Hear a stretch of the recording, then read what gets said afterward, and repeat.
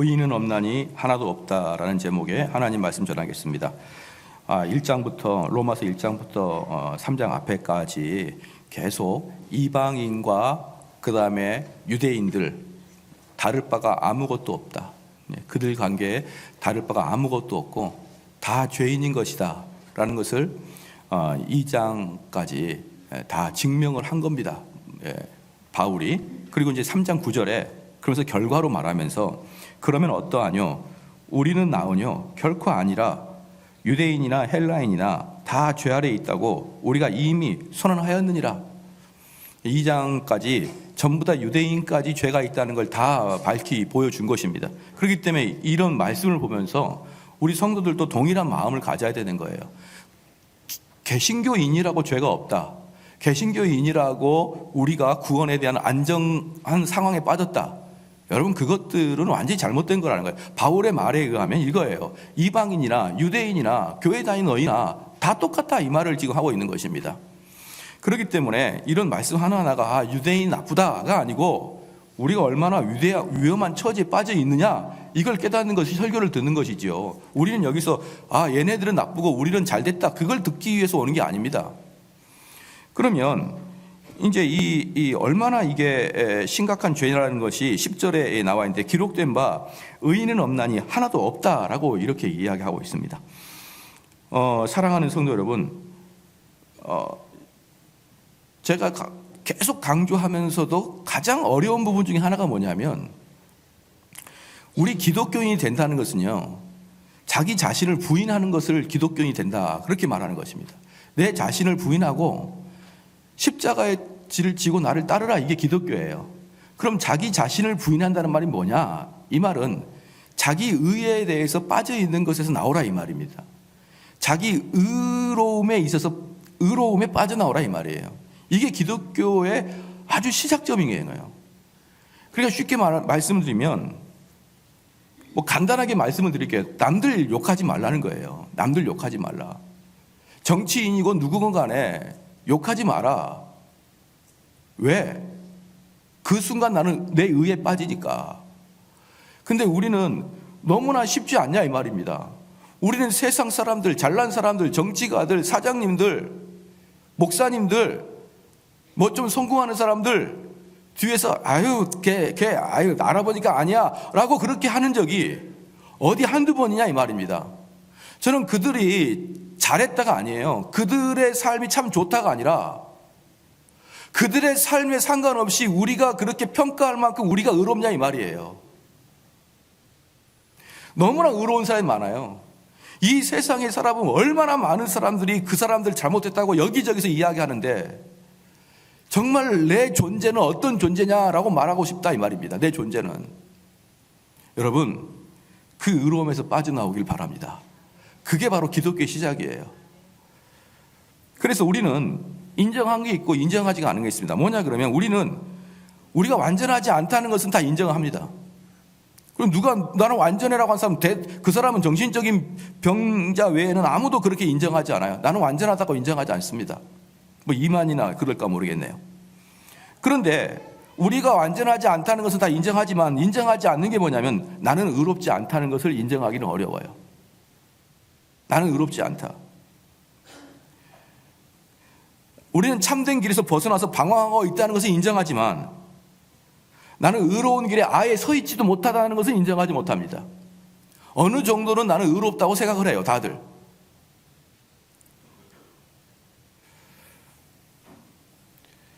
그래서 많은 사람들이, 제가 그런 실질적인 예를 들면은요, 이 부분은 저도 다 포함이기 때문에 같이 들어주시기 바랍니다.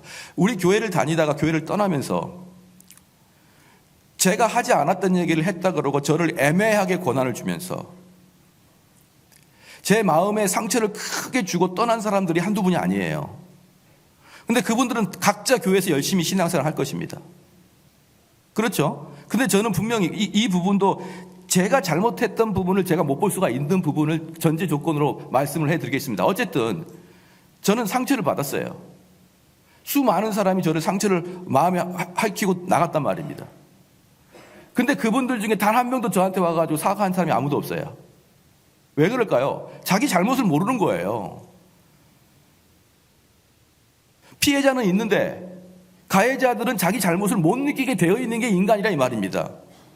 그러니까 그 부분에서 저도 그렇게 걸릴 수가 있고요. 저도 그분들에게 상처를 줬는데 제가 왜 상처를 줬는지 모를 수도 있고, 바로 여기 있는 여러분들도 다른 사람에게 실컷 상처를 주고 여러분이 뻔뻔하게 예배를 드릴 수 있다는 거 여러분 알고 계십니까? 내가 누군가에게 상처 줬다는 거 생각도 못하는 거 왜? 나는 의로움에 빠져 있으니까. 의로움에 빠져 있다는 건 무슨 말입니까? 내가 잘못한 것을 잘 깨닫지 못한다는 거예요. 얼마나 수많은 사람에게 여러분이 지금까지 살아오면서 50년, 60년 살아오면서 얼마나 많은 사람이 상처를 줬겠어요. 근데 여러분 그 상처를 줬던 것들이, 내가 가했던 것들이, 내가 가해자였던 부분들이 막 심령을 뜨겁게 하면서 견딜 수 없으며 내가 그 사람을 향해서 미안하다고 여러분 전화 한 통 한 적 있습니까? 아니면 지금까지 40년, 50년, 60년 살면서 한 번도 다른 사람에게 상처를 줘본 적이 없이 살아왔습니까? 바로 그 부분이에요. 나도 얼마든지 가해자가 됐고 나도 얼마든지 나쁜 놈인데 나는 꼭 보면은 그때는 내가 어쩔 수 없었다라고 나를 위로합니다. 나는 그때 정당한 반응이었다고 이야기하는 거예요. 여러분, 이런 게 어디 특별한 사람들의 이야기입니까? 전부 다 우리의 이야기예요. 그러므로 우리는 그래 나는 좀 잘못할 수 있고 나는 완전하지 않을 수 있고 나는 참된 길에서 나는 참된 길에서 벗어나 방황할 수 있어. 나는 인정해. 여기까지는 다 인정한단 말입니다. 그러나 나는 의롭지 않고 나는 의로운 길에 아예 서 있지도 못하고 나는 다른 사람에게 가해자야. 이것은 거의 대부분의 사람들이 생각을 못하는 거예요. 만약에 여기 있는 분들이 정말 스스로 가해자라는 생각이 느끼면요, 감히 얼굴을 들어서 걷지 못할 거예요. 머리를 숙이고 내가 뭘 하는, 내가 어떤 존재라고, 내가 어떤 존재라고 그러고 다닐 텐데, 사랑하는 성도 여러분, 내가 어떤 존재고 내가 얼마나 큰 죄인인 걸 깨닫지 못하면요, 우리 하나님의 은혜가 얼마나 귀중한지를 깨닫지 못해요. 이것은 완전히 공식입니다. 내가 내 자신에 대해서 한심스럽고 내 자신에 대해서 밉고 내 자신이 저주스러울수록 하나님 은혜가 커 보여요. 근데 내 자신에 대해서 별 생각이 없으면 하나님 은혜 별로 커 보이지 않습니다. 그러므로 사랑하는 성도 여러분, 신앙생활 하면서 기도할 때마다 울고 내 존재가 무엇이고 그렇게 한탄하는 사람이 아닌 사람이 나는 하나님의 은혜를 바랍니다. 그 전부 다 립 서비스입니다. 여러분 그거 아셔야 됩니다. 립 서비스예요. 그것을 듣고 이 사람이 진정 하나님의 은혜를 구하는구나. 여러분 전문가한테는요 통하지 않습니다. 그 사람은 하나님의 은혜만을 구합니다. 하나님 사모합니다. 이런 말 안 해도 구석에 앉아서 주여 내가 얼마나 힘드나이까, 내가 얼마나 죽게 되어 있나이까, 내가 얼마나 하나님 앞에서 득죄하였나이까. 이런 자들은 내가 하나님의 은혜만을 구합니다. 말 안 해도 알아요. 그런데 그렇게 자기의 가슴을 치면서 기도하는 분이 몇 분이나 됩니까? 더 이상 말을 안 하겠습니다. 개혁교회 다닌다고 그 자체가 구원입니까? 개혁교회를 다닌다고 그 자체가 하나님의 은혜를 바라고 있는 것입니까? 얼마나 우리가 교만합니까? 얼마나 교만하니까 하나님의 위대하심에 대해서는 별로 관심이 없는 거예요. 우리 몸이 건강합니까? 건강하니까 병원에 가고 싶지 않는 것입니다. 그러나 내 몸에 심각한 고통이 오고 심각한 내 몸에 문제가 발생하면은 벌벌벌 기어서라도 병원에 가가지고 의사한테 살려달라고 하는 거예요. 의사한테 살려달라고 하는 것입니다. 나를 어떻게 하려고 의사 선생님 나를 그냥 집에 가라고 합니까? 나를 살려줘야 될 거 아닙니까? 의사 선생님 나의 고통을 완화시켜 주십시오라고 그렇게 간절히 사모하는 사람이 누굽니까? 내 몸에 병이 있는 것을 아는 사람, 내가 너무 고통스러운 사람, 내 머리가 너무 아픈 사람. 이 사람은 이 문제가 해결되기 전까지 병원을 떠나지 않으려고 그래요. 그런데 지나가는 사람한테 병원 가보라고 하십시오. 야 바빠서 못 가, 시간 없어, 나는 제일 싫어하는 게 그런 소독 냄새야, 가기 싫어. 그렇게 이야기하다가도 여러분이 정말 죽을 병이 걸리면 오직 의사밖에 없구나. 이 세상에 의사가 왜 하얀색 가운을 입고 있는지 알겠다. 왜? 천사다, 천사. 여러분 그럴걸요? 그것처럼 내가 얼마나 위험에 처했는지 아는 사람만이 우리 하나님이 위대하신 것입니다. 그러지 않고 교회를 쇼핑센터 하듯이 왔다 갔다 하는 사람이 무슨 하나님의 은혜입니까? 무슨 하나님의 위대하심입니까? 믿으시길 주님은 축원합니다. 우리는 영적으로 중병에 걸려있고 영적으로 죽을 수밖에 없다는 것을 아는 사람만이 진정한 그리스도를 찾는 것이지, 아니면은요 그리스도 찾지도 않습니다. 인간에 대해서 이제 우리가 이 로마서의 참맛을 좀 앞으로 이제 보게 될 거예요. 이 로마서는 요한복음이나 누가복음은 복음서고, 그다음에 장르 자체가 그건 복음이에요. 그다음에 사도행전은 역사서고요. 그다음에 로마서는 교리서입니다. 그래서 로마서를 강의 설교한다는 것은 교리를 강의하는 것처럼 강의. 쉽게 말하면 제가 분이엘 대학을 강의하듯이 강의하는 게 로마서의 설교의 장르인 것이에요. 그런데 어떤 분들은 이 로마서를 설교하면서도 아니 무슨 설교를 그렇게 부흥사처럼 잘하는지 모르겠어요. 로마서는 그 자체가 교리서예요. 지금은 초야에 묻혀서 지금은 작은 목회를 하지만 15년 전에 10년 전에 한국교회에 떠들썩하게 승승장구했던 목사님 계시는데, 그 목사님이 쓴 책이 파워 로마서야. 어떻게 로마서로 파워를 말합니까? 저는 지금도 그 책을 가지고 있는데 그 책을 보면서 저는 스스로 기뻐합니다. 왜? 나는 15년 전에 비해서 무지하게 발전했구나. 그 위로를 받아요, 저는. 왜냐하면 제가 15년 전에는 그 책이 너무 좋아서 몇 독을 했거든요. 근데 지금 읽으니까 그것은 가짜예요, 가짜. 나는 15년 전보다 너무나 많이 변했구나. 너무나 많이 성장했구나. 가끔 오늘처럼 날씨가 비가 오고 울적할 땐 그 책을 꺼내들여서 스스로 위로합니다. 내가 많이 성장했네. 이 사람도 사는데 나는 더 살아야지. 그 용어로 그 책을 사용해요. 왜? 로마서가 말하고 있는 걸 전혀 말하고 있지 않고 그걸로 우리의 비전과 소망과 파워를 이야기하고 있거든요. 그런데 이 로마서의 교리에 처음에 딱 들어섰을 때, 개혁신학의 교리에 처음에 딱 들었을 때 첫 번째가 바로 인간의 전적 타락선입니다. 지금 그것이 1장, 2장에서 계속적으로 말하고 있는 거예요. 인간은 전적으로 타락해 있고 인간에게 도무지 소망이 없다는 걸 계속 이야기해 주는 것이 1장, 2장입니다.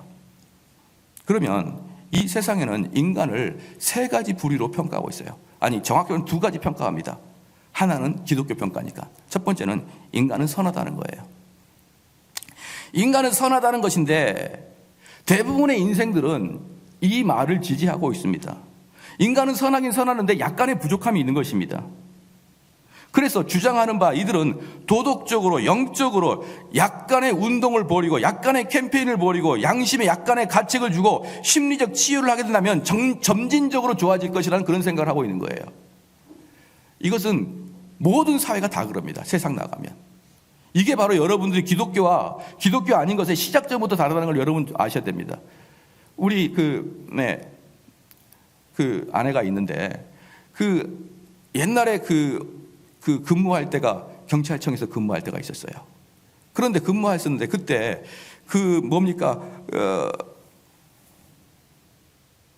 성폭력 없는 원년의 해, 성추행, 성범죄가 없는 원년의 해를 그 경찰청에서 기획하고 국회의원 부르고 가수 불러가지고 떠들썩하게 청계천에서 공연을 했었던 기억이 납니다.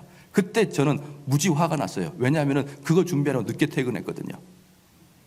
그래서 제가 계속 했던 얘기가 뭐냐면, 야, 그렇게 성추행 없는 원년의 해를 국회의원 나오고 장관 나오고 뭐 높은 상 나와가지고 피켓 들고 노래 부르고 올해부터는 성추행이 없는 원년의 해를 선포합니다. 그러면 성추행 범죄자가 성추행하려다가 아차, 올해부터는 성추행이 없는 해지? 안 하겠다. 그렇게 되냐라고 물어봤어요. 물론 그렇게 안 되죠. 나는 성추행을 하고 싶은데, 성폭행을 하고 싶은데, 경찰청에서 올해부터는 성추행이 없는 해라고 선포했으니까 나도 순종해야지. 여러분, 성추행범이 그러겠냐 이 말이에요. 그럽니까? 안 그럽니까? 시작. 안 그래요. 안 그렇습니다. 그럼 제가 물어볼게요. 왜 그런 캠페인을 벌입니까? 왜 그런 운동을 벌여서 왜 집에 못 가게 하냐 이 말이에요. 왜 그런 운동을 국가에서 벌여야 됩니까? 사랑하는 성도 여러분, 제가 말씀해 드릴게요. 국가에서는 그거 외에 할 일이 없거든요. 그거라도 해야 뭔가 한 거 아니겠습니까? 그런데 제가 볼 때는 예산 낭비, 세금 낭비, 인력 낭비, 시간 낭비예요. 그거 한다고 세상 안 변합니다. 그거 한다고 안 변합니다. 믿으시길 주님 축원합니다. 그거 캠페인하고 머리띠하고 뭐 운동하고 으쌰으쌰 한다고 무브먼트를 일으킨다고 세상이 변할 수 있다. 이게 바로 인간은 선하다는 전제 조건을 깔고 있는 거예요. 운동하고 습득시키고 자꾸 기억나게 하게 되면 사람이 그 기억으로 말미암아 변화가 될 것이고 그 마음을 바꿔낼 수 있을 것이다 라는 게 바로 사람은 선하다는 전제 조건으로 시작되는 이 땅에 사는 수많은 재산 낭비, 세금 낭비의 역할이 바로 그런 것들입니다. 그래서 인간은 선하다라고 하는 인간론을 갖고 있는 곳에서는 뭘 많이 하겠습니까? 교육도 많이 하고, 그래서 보면 성추행범도 앉혀놓고 뭐 범죄자를 앉혀놓고 무슨 뭡니까? 성범죄 40시간 교육 그런 거 하고 있는데요. 자, 그 교육을 안 해서 그렇게 됐을까요?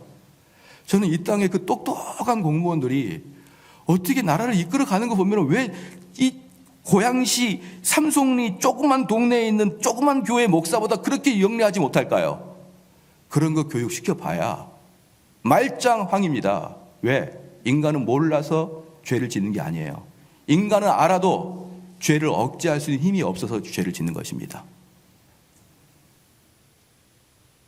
저는 이렇게 인간이 선하다고 주장하는, 그래서 여러 가지 약간의 운동, 약간의 교육, 약간의 관심 이런 걸로 사람들이 마음이 바뀔 수 있을 것이라고 생각하는 인간은 선하다고 주장하는 사람들을 전부 다 틀렸다고 저는 강력히 이야기하고 있습니다.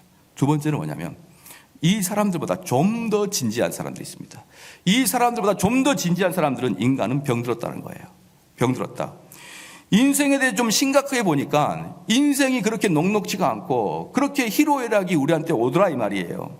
지난 수백 년 동안 인간은 선하다고 낙관주의로 너희들이 있어 왔는데, 아니 글쎄 그렇게 인간은 선해가지고 인간의 기술이 발전하고 인간의 교육이 발전하고 인간의 의학이 발전하게 된다 그러면 우리가 이 땅에 정말 좋은 나라가 올 것이라고 그렇게 낙관주의로 했던 너희들, 그 결과 1차 세계대전, 2차 세계대전, 20세기 들어와서 1차, 2차 세계대전이 터졌어요.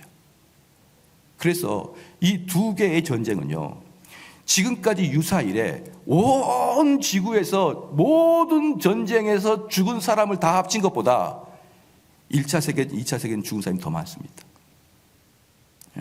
그러니까 이야기하는 거예요.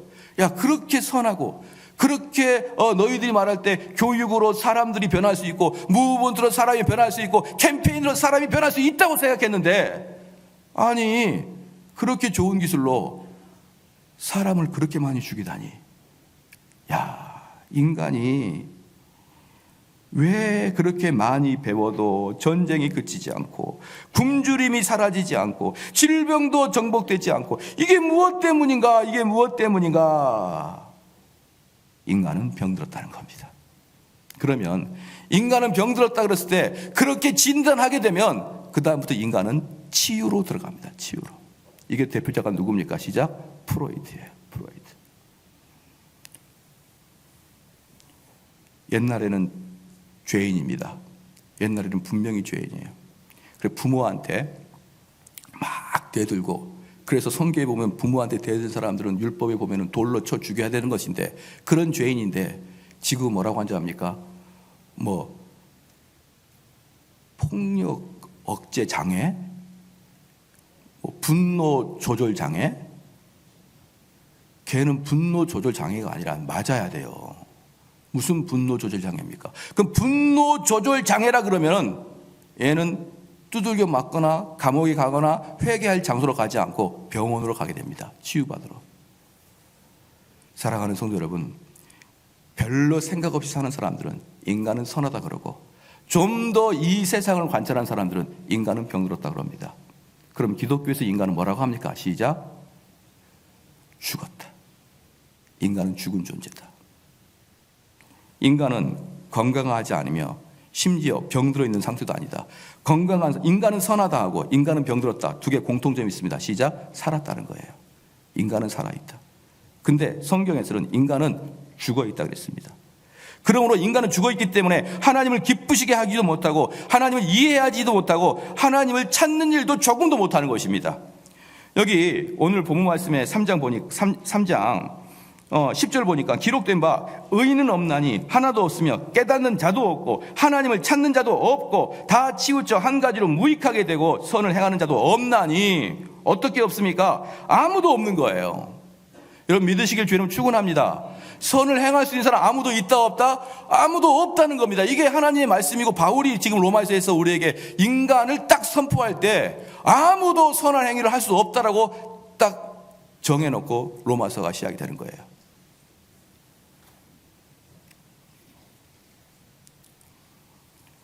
영적 시체이기 때문에 그렇습니다. 육적으로 살아있으나 우리는 영적인 시체입니다. 우리는 스스로 하나님께 반응할 수 없어요. 왜? 시체니까.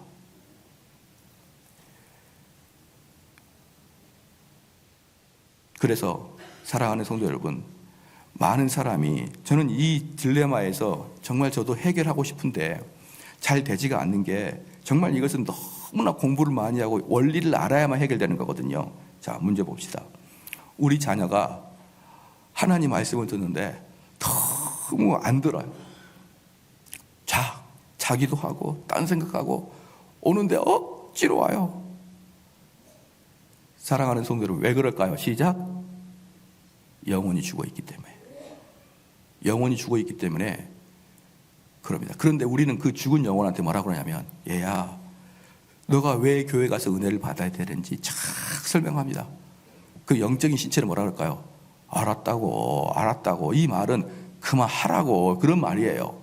그 알았다고는 그만하라고 그 말입니다. 그 다음에 때리기도 합니다.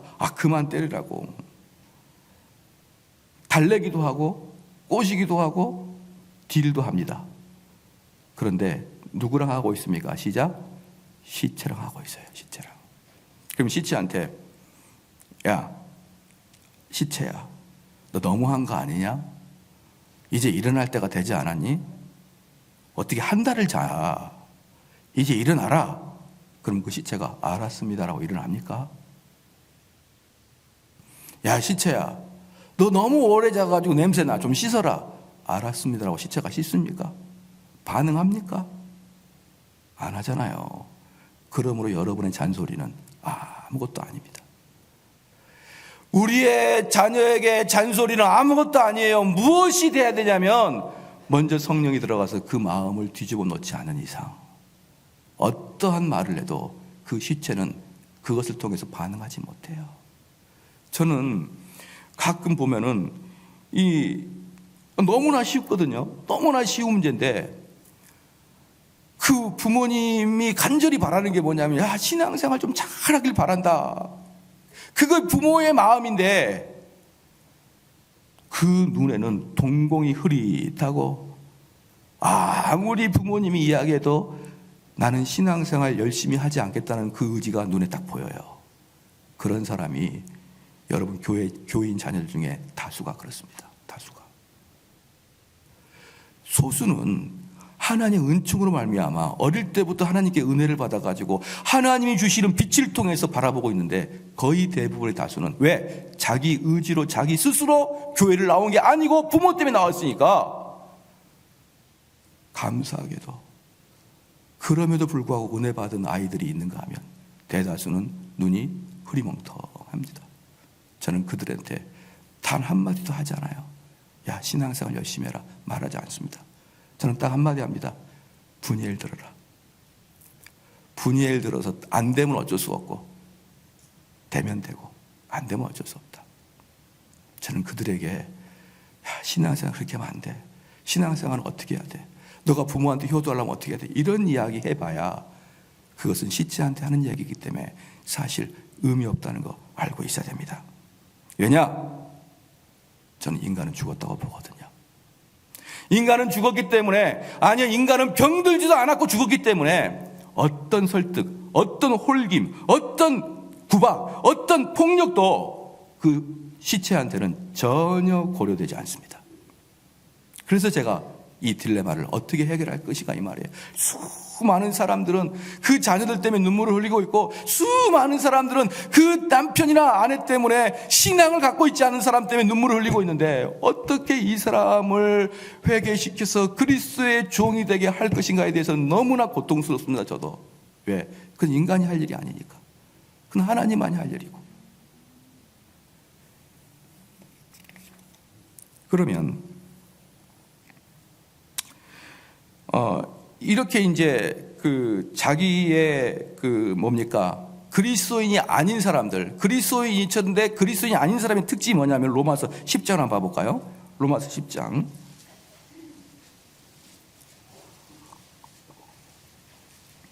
그러면 로마서 10장에 보면 재밌는 게 있는데, 그리스도의 의, 즉 그리스도의 공로를 모르는 사람의 특징은 뭐냐? 10장 3절입니다.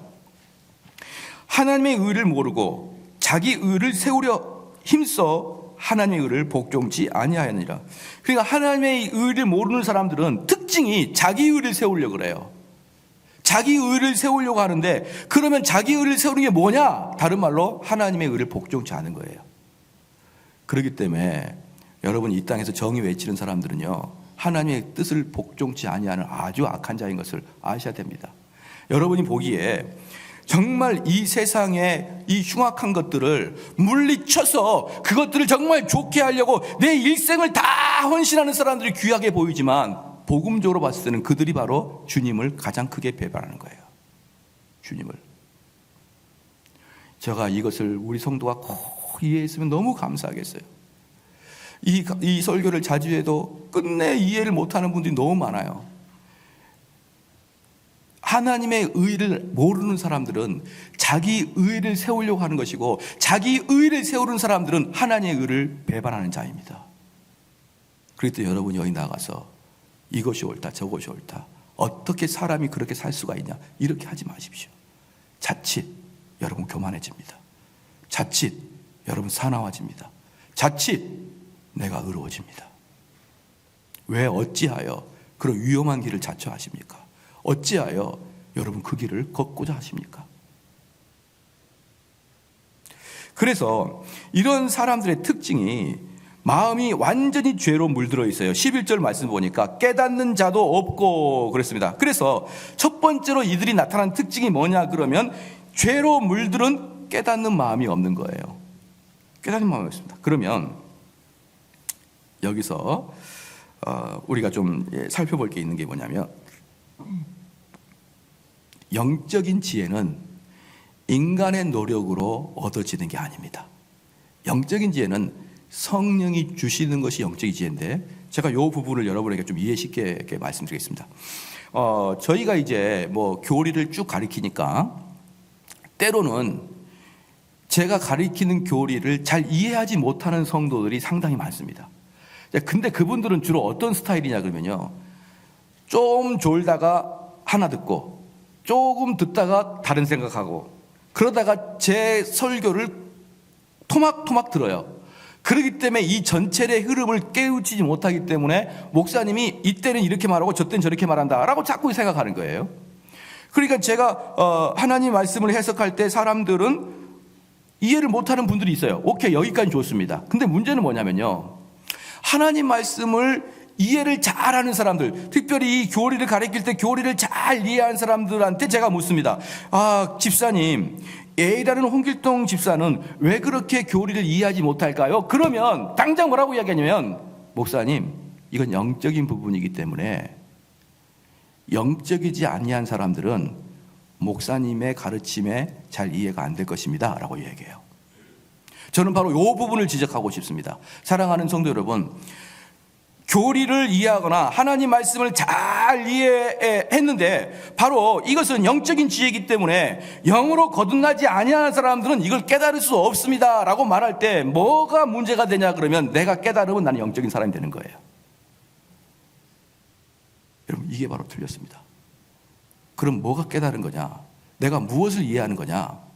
내가 하나님 말씀에 이신칭의 교리를 이야기하거나 삼위일체 교리를 이야기하거나 이런 것들이 딱 내 마음에 받아들여져요. 오직 은혜로만 구원을 받는 거 다 내 말 받아줘요. 이것은 불신자도 다 이해하고 설명해낼 수 있습니다. 불신자도. 여러분들이 몰라서 그렇죠. 미국의 이런 교수들 보면요, 불신자인데 복음을 목사보다 훨씬 더 잘 설명합니다. 그리고 더욱더 큰 문제는 뭐냐면 그 사람이 설명한 복음을 들으면 은혜가 돼요. 일반적인 목사님이 이야기하게 된 은혜가 안 되는데, 그분이 얼마나 성경을 열심히 공부했던지 그분이 설교를 하거나 그분이 강의를 하면 야, 기독교가 이거였구나 라고 탐복을 하게 됩니다. 그런데 문제는 뭐냐면 안 믿은 사람이에요. 그러므로 사랑하는 성도 여러분, 여러분들이 교리를 잘 이해하고 심지어 교리를 따복따복 설명을 해도 영적인 사람이 아닐 수가 있습니다. 그러면 어떤 것이 깨닫는 거냐? 어떤 것이 깨닫느냐? 그 말씀이 옳다고 느껴져서 그렇게 살았을 때, 그렇게 그 말씀대로 순종했을 때, 순종한 이후에 오는 그 결과물의 감정이 있죠. 내가 그 말씀대로 살았을 때, 그 말씀의 결과로 왔을 때 내가 깨닫는 바가 있죠. 바로 이 깨달음을 이야기하는 겁니다. 하나님 말씀을 공부해서 이 말씀이 참으로 그렇구나, 이게 깨닫는 게 아니고 그것은 불신자도 한단 말입니다. 그 머리만 있으면 되는 거예요. 어느 정도 교육만 받으면 그건 누구나 할 수 있습니다. 근데 진짜로 말하는 깨달음은 뭐냐 그러면, 내가 그렇게 순종했을 때 그 반응으로 오는 그 기쁨, 그 반응으로 오는 그 사람의 새롭게 깨달으면 이게 기독교가 말하는 깨달음이에요. 그럼 많은 사람들이, 특별히 개혁교회들 조심해야 됩니다. 개혁교회에서 조심해야 됩니다. 뭐 공부만 해요. 공부만 합니다. 그동안 몰랐던 걸 알기 시작합니다. 내가 전혀 깨닫지 못한 걸 깨닫기 시작합니다. 그 깨달을 때 기쁨이 옵니다. 근데 그게 영적인 사람인 것을 대변한다고 생각하지 말라는 거예요. 그건 누구나 할 수 있으니까. 모르는 걸 깨달을 때 얼마나 기쁩니까? 진짜 여러분들이 참된 성도, 참된 깨달음은 순종 이후에 오는 그 감각, 순종 이후에는 그 감동, 그게 바로 깨달음이에요. 그래서 지금 여기서 말하고 있는 것은 10절에서 말하고 있는 것은 11절에 깨닫는 자도 없다라고 말할 때 그 깨달은 것은 하나님 말씀을 조근조근 이해할 수 없다, 그게 아니에요. 그게 아님을 여러분은 아셔야 됩니다. 여기서 깨달을 수 없다는 것은 여러분이 그렇게 살지 아니함으로 그 결과물이 어떤 기쁨인지, 어떤 만족인지, 어떤 환인지를 깨닫지 못하는 그 깨달음을 말하는 것입니다. 그 다음에 두 번째가 깨닫는 자도 없고, 그 다음에 하나님을 찾는 자도 없다는 것이에요. 그러니까 첫 번째는 깨닫는 자가 없다는 것은 인류의 지성이 부패됐고 인류의 지성이 타락했고 그렇기 때문에 깨닫는 자가 없고, 두 번째는 하나님을 찾는 자가 없다. 두 번째는 뭐냐? 의지의 타락이 있다는 것입니다. 의지의 타락. 바로 이제 이 부분이 오늘 설교의 이제 핵심으로 들어가는데, 하나님을 찾는 자가 없다, 즉 의지가 타락했다, 이 교리가 여러분 기독교의 핵심입니다. 이 교리를 아는 것이.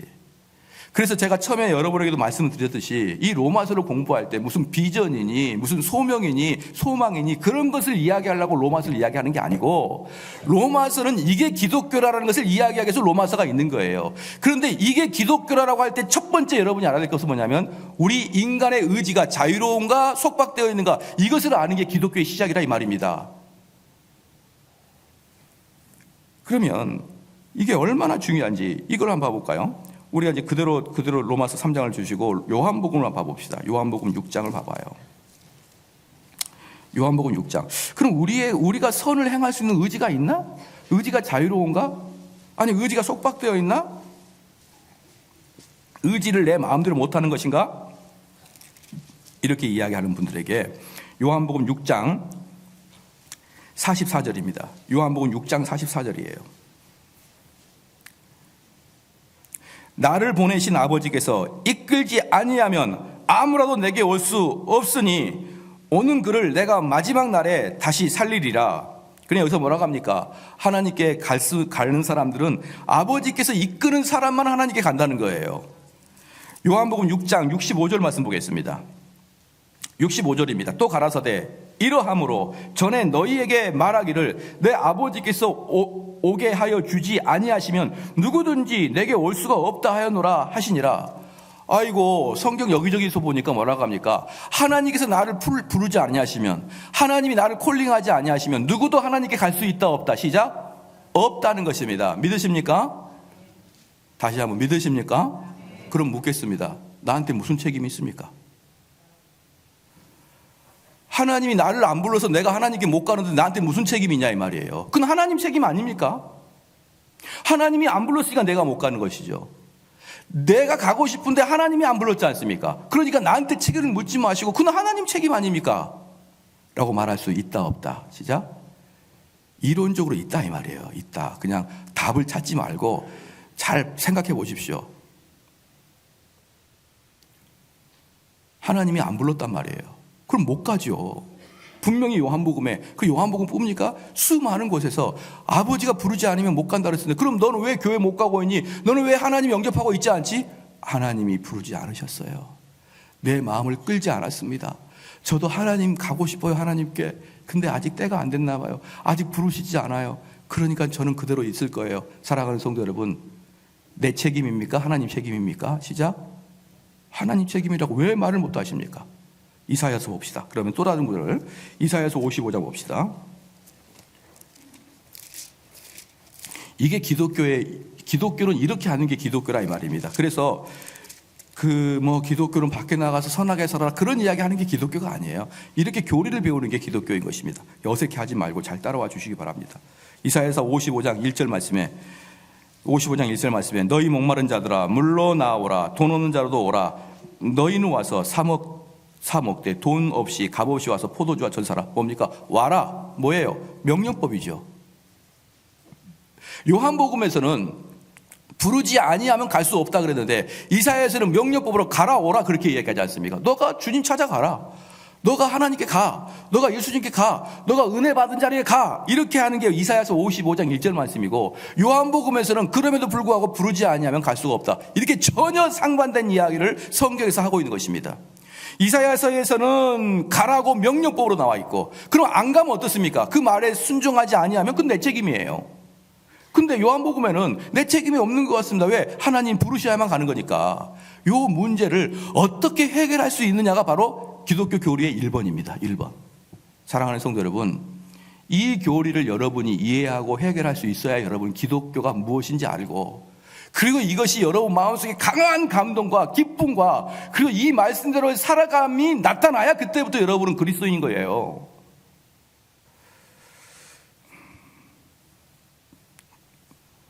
다시 로마서로 보겠습니다. 로마서 다시 3장을 나가주시고, 그러면 이 부분의 논쟁이 뭐냐 그러면 이겁니다. 그럼 우리가 부르실 때 우리가 하나님의 그 명령에 자발적으로 순종할 수 있는 의지의 자유가 있느냐? 아니야. 너희들은 의지의 자유가 있는 게 아니라 하나님이 마음에 감동을 주셔야 할 수 있어라고 하는 의지의 속박이냐? 이 두 개의 논쟁이 기독교 역사 2000년간의 논쟁입니다. 여러분, 아무것도 아닌 것 같은데 이게 모든 신앙을 갈라버리고 아무것도 아닌 것 같은데 이게 여러분의 천국과 지옥을 결정하는 내용이에요. 얼마나 중요한 겁니까? 기독교의 시작할 쯤에 로마서가 이제 시작할 때, 로마서가 교리를 시작할 때 첫 번째가 뭡니까? 의지의 자유가 있는 거잖아요.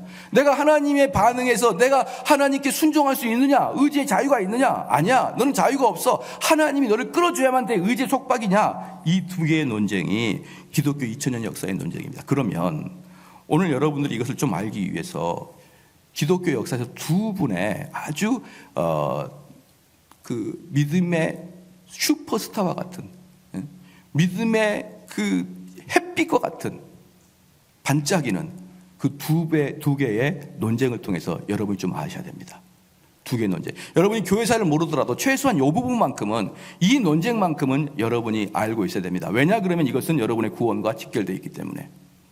4세기가 물어가고 이제 5세기가 시작될 쯤이었습니다. 5세기가 시작될 쯤에 영국의 수도사 펠라기우스라는 사람이 있었습니다.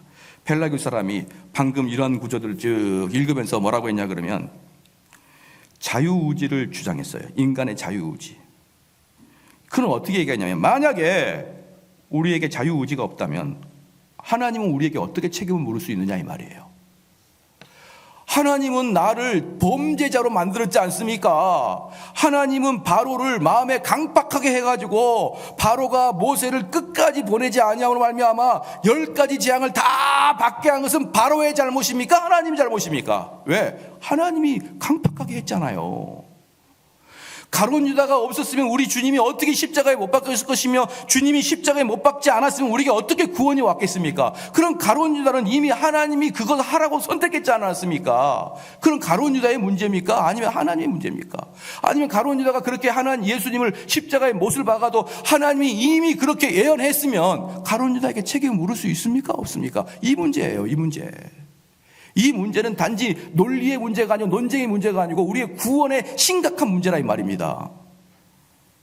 그러기에 펠라기우스가 말해서 뭐라냐면, 의지가 속박되어 있다 그러면은 안 된다. 의지는 중립적이다라고 이야기한 겁니다. 의지는 중립적이다. 따라서 의지가 중립적이기 때문에 자유롭게 선이나 악을 택할 수가 있다 이 말이에요. 그 이전까지는 의지가 중립적이지 아니라 의지가 죄에 묶여있기 때문에 이 의지는 선을 행할 수 없다. 여기 로마서 3장 12절에 뭐라고 합니까? 다 치우쳐 한 가지로 무익하게 되고 선을 행하는 자가 없나니 하나도 없다. 분명히 로마서에 나와 있거든요. 이 로마서 3장 11절에 12절에 다 이렇게 나와 있는데, 문제는 뭐냐 그러면 펠라기우스가 뭐라고 바꿨냐 그러면, 아니야, 의지는 중립적이야. 중립적이기 때문에 내가 선을 행할 수 있으면 선을 행하고 악을 행할 수 있으면 악을 행할 수 있어야 하나님이 우리에게 책임을 물을 수 있어, 이렇게 말하는 거예요. 여러분 좀 이해가 되시죠? 이 부분은 이해를 하고 넘어오셔야 됩니다. 그러면 내가 선을 행할 수 있고 악을 행할 수 있다, 이것은 죄에 속박되어 있다라는 것이 아니기 때문에, 그러면은 펠라기우스님, 우리는 지금까지 들어보니까 전적으로 타락했다 그러는데 어떻게 타락한 사람이 그럴 수 있습니까? 우리는 아담과 하와가 타락해가지고 이미 우리는 원죄가 있어가지고 타락했는데 어떻게 우리 의지가 중립이라고 보실 수 있습니까? 그렇게 말하자 펠라기우스가 원죄를 부정해버립니다. 아니야, 아담의 죄는 아담으로 끝나. 그리고 새로 태어난 사람들은 아담이 타락하기 이전의 모습으로 태어났다가 그가 이 땅에 살아갈 때 죄를 짓고 살아감으로 죄인이 된단다라고 이야기했습니다. 이게 바로 펠라기우스 논쟁이었어요. 사랑하는 성도 여러분, 이 부분의 가장 큰 문제는 뭐냐면요, 이럴 수 있죠. 여러분도 집에서 얼마든지 펠라기우스 되죠.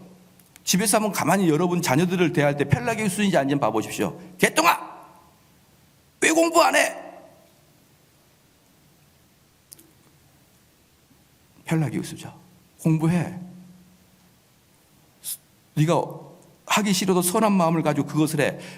우리 부모님들이 우리에게 항상 뭐라고 했습니까? 가서 남들 눈에 피눈물 나게 하지 말고, 남하고 원수지지 말고, 잘 살아라. 이게 펠라기우스예요, 이게. 왜?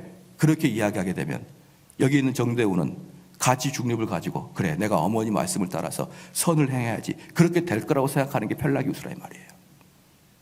여러분 이해가 되십니까? 그래서 펠라기우스 사상은요, 기독교가 아닌 모든 세계의 사상이, 기독교를 제외한 모든 세상이 펠라기우스입니다. 그게 기독교 최초의 이단이었어요. 최초의 이단. 이 구원론의 가장 결정적인 문제야.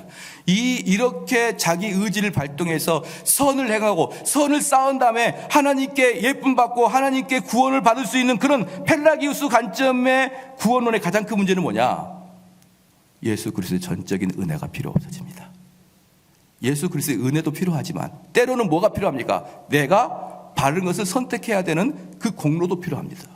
그래서 결국은 어떻게 되냐면, 예수 그리스도의 선제적인 은혜와 그리고 내가 그것을 잘 반응해서 알맞는 선행이 겹쳐졌을 때 구원을 이룬다는 예수 그리스도의 전적 구원론이 타락됩니다.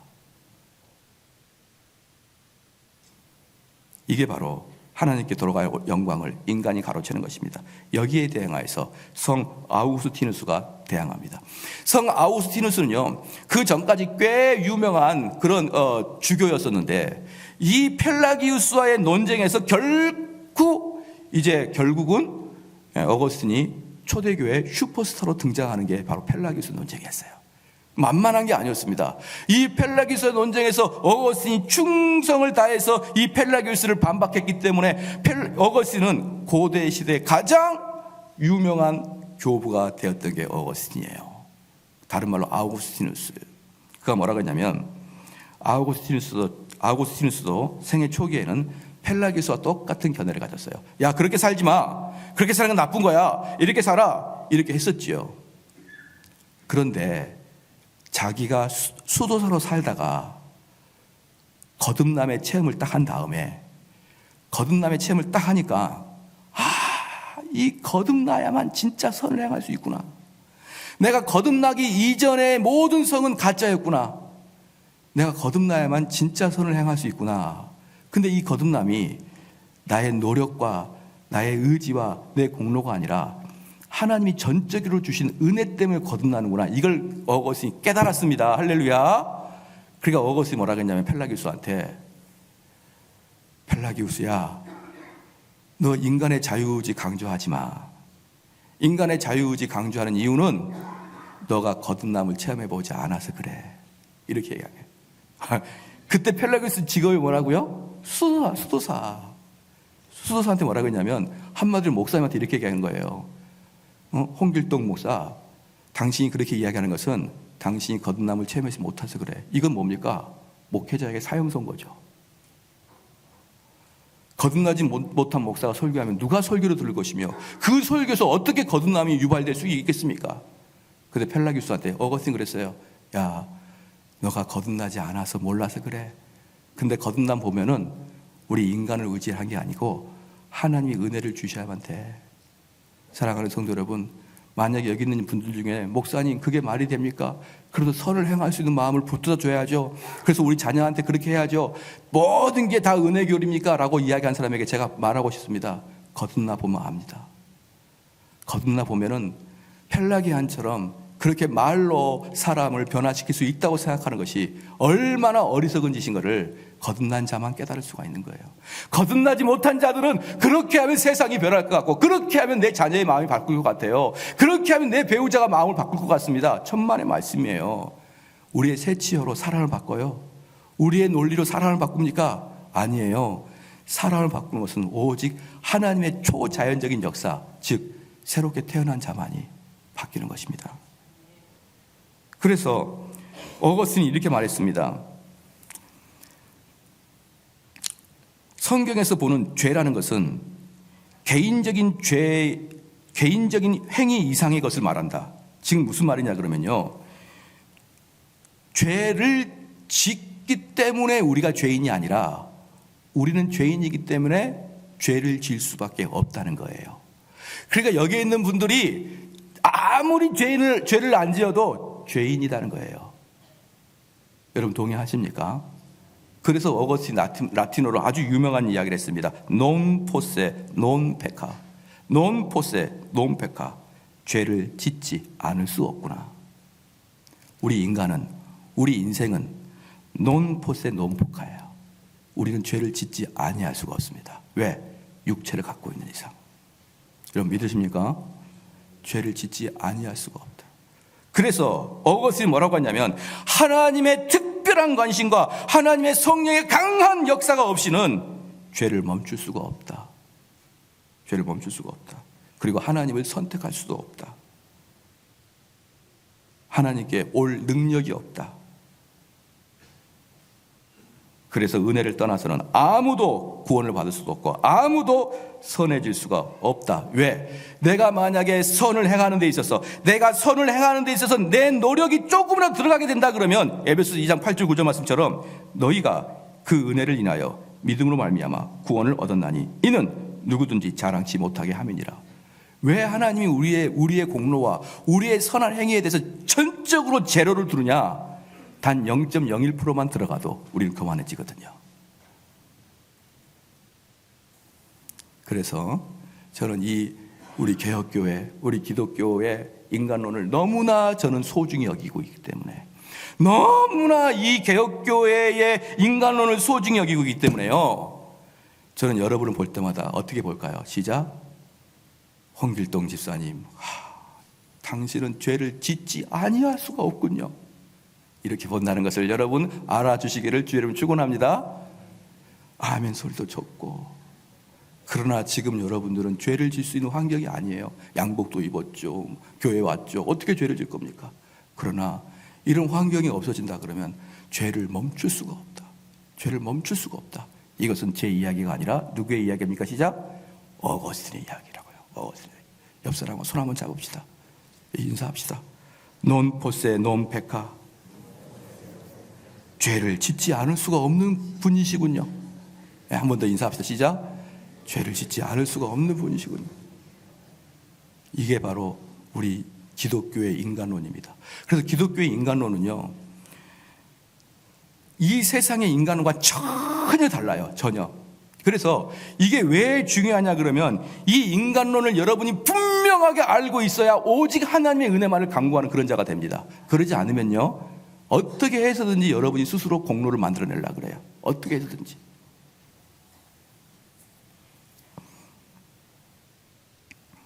그 다음에 이게 바로 5세기가 시작될 즈음에 일어났던 초대교회의 큰 논쟁이었고, 당연히 교회에서는 어거스틴이 맞고 펠라기안이 이단이다라고 정죄받았는데, 지금의 많은 세상 사람들은 다 이단이에요. 우리 기독교로 봤을 때 다 이단입니다. 왜? 다 펠라기안이니까. 펠라기안이 아닌 사람이 이 세상에 단 한 명도 없어요. 그렇기 때문에 우리는 교회에 와서 펠라기안을 배우는 게 아니라 어거스틴이 말하는, 어거스틴이 바울 서신을 해석하면서 만들어냈어. 그래서 그때 당시 모든 전 세계 교회가 이것이 옳다라고 결정한 이 교리를 배우는 게 교회예요. 이 교리는 이 세상에 나가면 단 한 군데에서도 여러분에게 가르쳐 주지 않습니다. 모든 사람은 다들 말로 어떻게 해보려고 그래요. 참 재밌는 게 뭐냐 그러면, 어떤 개그맨 한 명이, 정말 저는 개그맨들은 주로 개그를 해야 된다고 보는데, 무슨 사람들과 상담하고 이런 거 좀 안 했으면 좋겠어요.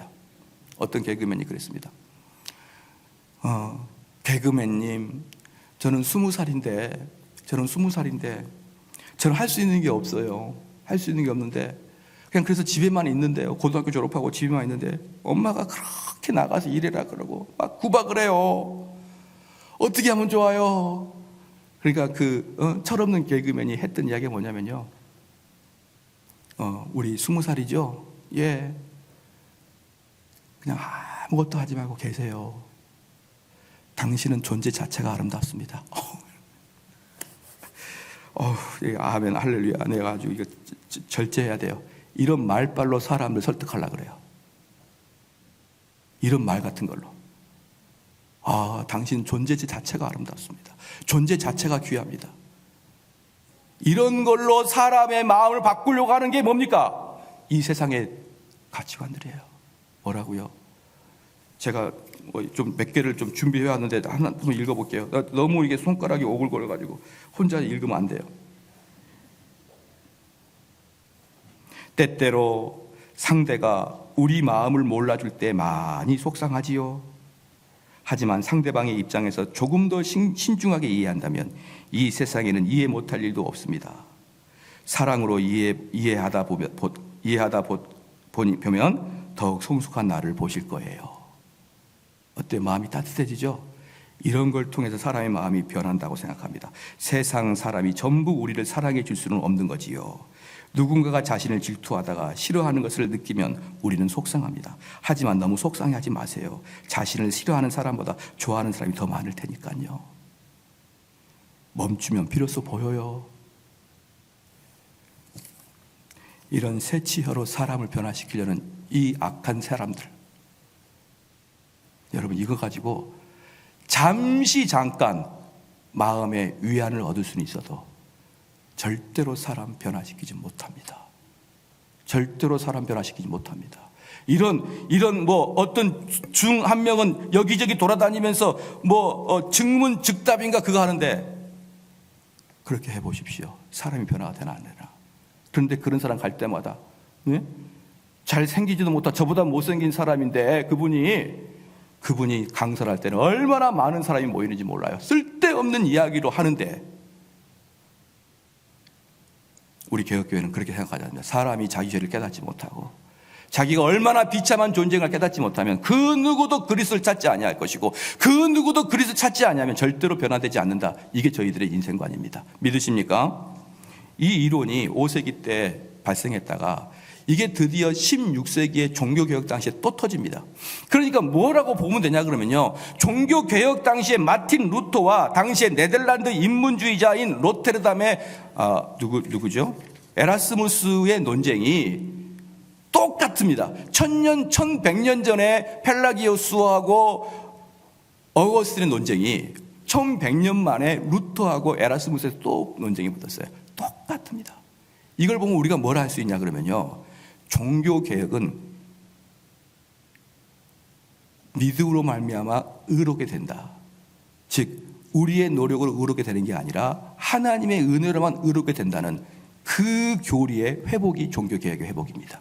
사랑하는 성도 여러분, 로테르담의 에라스무스가 그렇게 얘기했어요. 처음에는 이들도 종교개혁을 지지했습니다. 지금도 보면요, 많은 교회에서 만나면은 집사님이건 장로님이건 목사님이건 만나면은 한국교회가 변해야 되고 한국교회 개혁해야 된다는 거예요.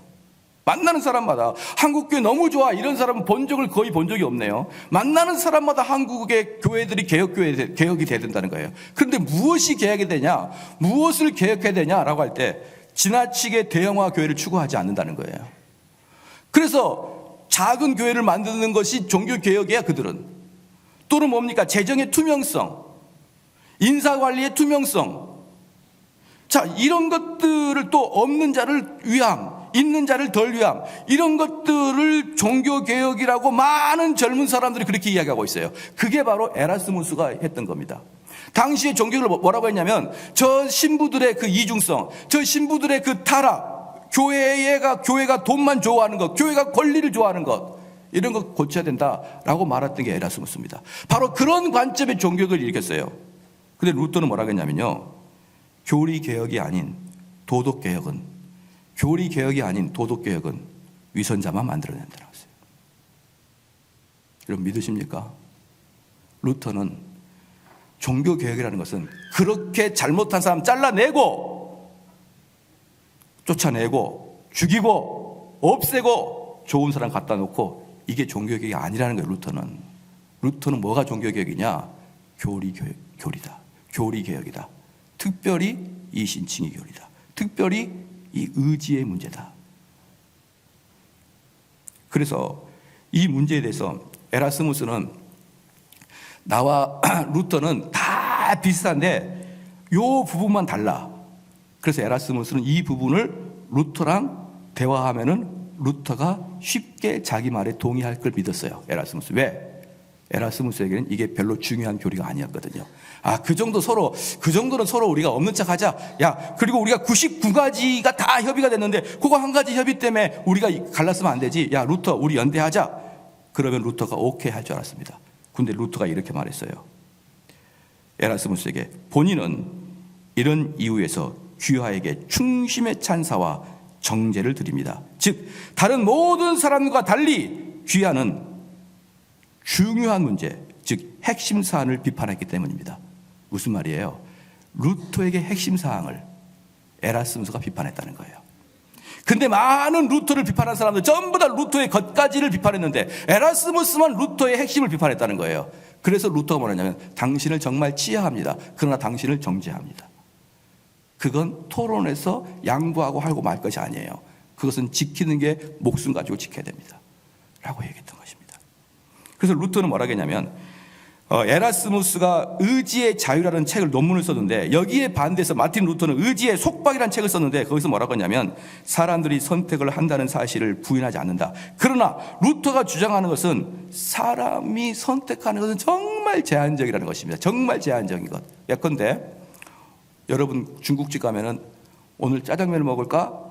짬뽕을 먹을까? 아니면은 통 크게 탕수육까지 시킬까? 그거 여러분 성령이 지시합니까? 안 합니까? 시작? 안 하잖아요. 여러분이 알아서 하지 않습니까? 탕수육을 먹든지 짬뽕을 먹든지 여러분이 알아서 하죠. 그리고 오늘 여기 남자들 나오실 때 넥타이를 맬 때 파란색을 맬까 빨간색을 맬까 하나님께 묻고 합니까? 아니면 그냥 합니까? 그냥 하죠. 그냥 해요. 이러한 것들은 여러분들이 자유롭게 선택할 수 있습니다. 근데 하나도 중요하지 않는 거예요. 내가 짬뽕을 먹건 볶음밥을 먹을 때는 짬뽕 국물도 나와요. 그러니까 뭘 먹든지 상관없어요. 그건 아무것도 중요한 게 아닙니다. 근데 진짜 중요한 것은 너희들 선택할 수 없다. 뭡니까? 저는 정말 저에게 선택해서 너 어느 나라 태어날래? 그랬으면 저는 두 말도 안 하고 첫째도 미국이요. 둘째도 미국이요. 셋째 너의 소원이 뭐냐면 셋째도 미국이요. 할렐루야. 저는 미국에서 태어났을 거예요. 그럼 영어 때문에 이렇게 컴플렉스도 안 느낄 거란 말이에요. 아주 미국 사람을 보면 저는 진땀이 나니까. 왜 하나님이 저한테 묻지 않냐고 아무 저랑 상관없이 지금 태어나게 한국에 태어나게 해가지고 이렇게 고생하게 하냐 이 말이에요. 맨날 중국에서 미세먼지랑 따라오고요. 싫습니다. 미국에서 태어나든지 아니면은 정 안 된다 그러면 영국? 뭐 이런 데 정도 태어나고 싶지 이 동아시아에서는 도무지 태어나고 싶지가 않습니다. 그리고 하나님 너에게 무슨 야 대훈아 너는 IQ 몇이나 줄까? 180? IQ 너는 키는 똑같이 180 얼굴은 주먹만하게. 왜 하나님은 저에게 묻지 않았어요? 왜 하나님은 저에게 묻지 않고 이렇게 만들어 놨습니까? 여러분 중요한 것 전부 다 선택한 거 아무것도 없어요. 여러분이 이 땅에 태어날 때 왜 하필이면 1960년대 태어났고 왜 70년대 태어났고 그렇습니까? 2005년에 태어나서 얼마나 좋아요. 태어난 연도, 나라, 또 부모님 고르라고 하면 누구를 고를 것입니까? 이건희 골라야죠. 그런 사람 골라야죠. 정말 중요한 것은 하나도 우리가 선택한 게 없습니다. 여러분 몇 살까지 살고 싶습니까? 시작. 이번에 설날이니까 어머니한테 가가지고 어머니 100세 사세요. 그럴 거 아니에요. 그 100세 살고 싶은 건 누구나 마찬가지입니다. 그러나 그 인생의 길이도 누가 주신 겁니까? 하나님이 주신 것이 내가 선택하는 게 아니에요. 내 자녀를 낳게 할 때 하나님이 나한테 물어봤다 그러면 아들아 너에게 어떤 딸을 줄까? 그럼 저는 뭐라고 할까요? 김태희. 머리도 좋죠. 얼굴도 이쁘죠. 그런 사람 원하지 않았겠습니까? 그런데 그런 중요한 것은 단 하나라도 선택하십니까 여러분? 루터가 말하기를 그럼 그것보다 더 중요한 것은 무엇이냐? 하나님을 선택하는 거다. 근데 그걸 어떻게 인간이 선택하냐는 거예요. 정말 보잘것없는 것은 인간이 선택합니다. 그러나 진짜 중요한 것들은 인간이 손도 대지 못합니다. 그런데 그 어떤 것보다 중요한 하나님을 너가 선택할 수 있다고? 그럴 수 없다.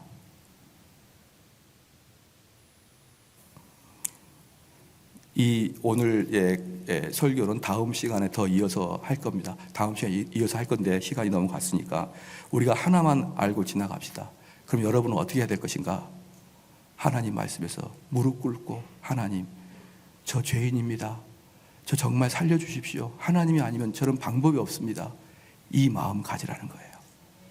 내 잘났다, 내가 뭐 이뤄냈다 이런 거 하지 말고 하나님 앞에서 정말 겸허하게 눈물을 흘리며 하나님께 내 자고한 마음을 쳐서 복종시켜 주님만을 섬기고 따라가겠습니다. 이 마음을 가지시기를 주의 이름으로 축원합니다. 기도하시겠습니다.